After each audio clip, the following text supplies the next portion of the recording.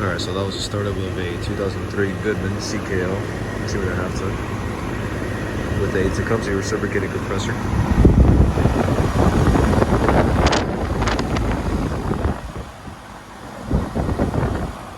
Can't really see it well.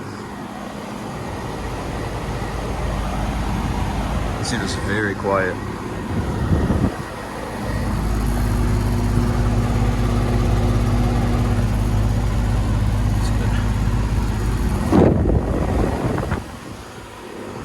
It has a GE motor.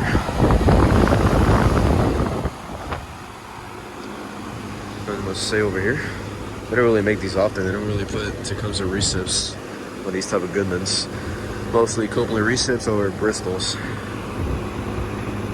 But I'd say I'm very surprised it has a Tecumseh. Anyway, hope you guys enjoyed the video. Thank you guys for watching.